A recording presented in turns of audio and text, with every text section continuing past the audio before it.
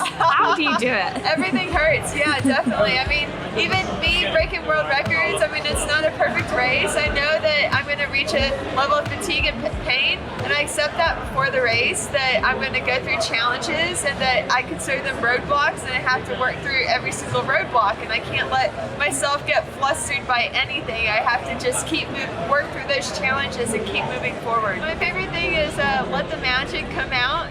That's like my t-shirt slogan for our running camp that we put on, let the magic come out. So when I toe the line for any race, I tell myself to let the magic come out, because I feel like I'm born to run, and that it's a transcendental experience for me. I feel like there's just magic inside of me, and I just have to shine my own light every time I race. And so, I mean, I just glow, you know, it's magic coming out of me, so.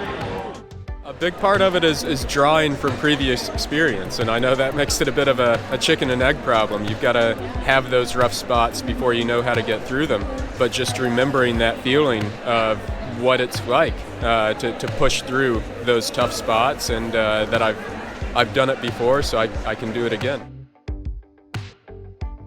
Well, it's okay to stop for a while if everything hurts and have a little cry, as long as you get up again and get going. I have done that and will continue to do that many times. It is a legitimate coping strategy.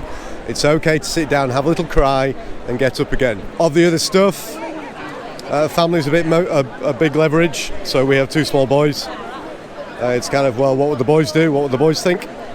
I'm kind of representing the family when I'm out racing, so it's not just little old me on the sharp end. Sometimes it's easy to forget that, and part of sitting down and having a cry is actually it's an opportunity to remember. Yes, I always have a picture of the finish line in my head, and my family are there holding my medal. And so if I'm having a really, really bad time, that's what I imagine, and that usually gets me to the finish line.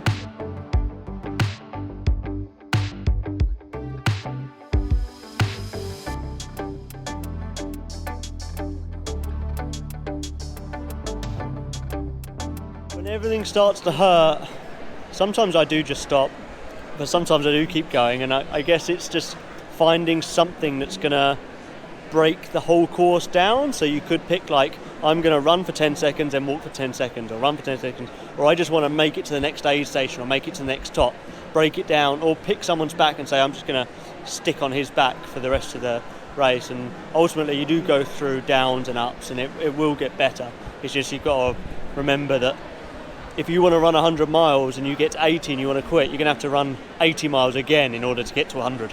So you might as well just get it done then and there.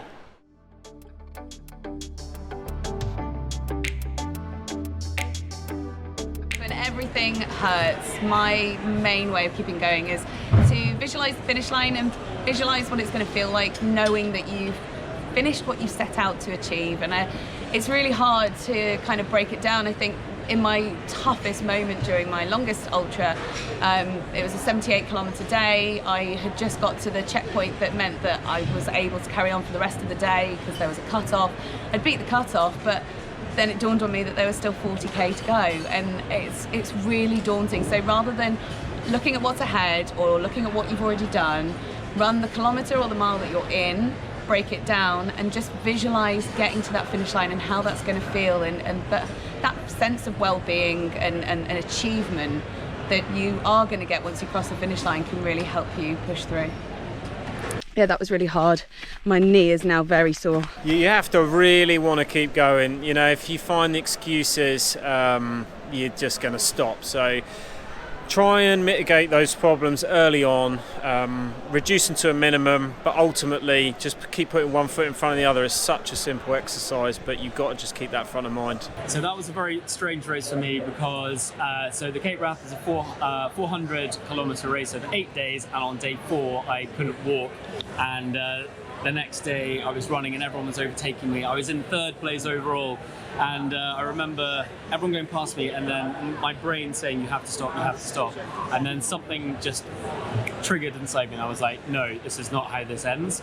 And I ran, I found a GP, found some medicine, and for 4 days just carried on running, pushing myself, and that just determination to prove to myself that I can keep going is what got me to the end, and I finished in 3rd place. So I was kind of it's something I look back on now as proof that you can push yourself further than you think you can. Breaking the route down into chunks, so setting myself a goal of perhaps it's the next feed station or it might be the top of the next hill, rather than trying to think about the whole of the remaining distance, because that could be quite demotivating. So it can be a little treat. Like the last ultra I did was running past a particular youth hostel that I liked, so that was my goal, to go in there, use the toilet, maybe meet the warden and then carry on. So just little things like that, but about chunking it up into stages, that helps massively. Distraction and denial, those two Ds are your friends.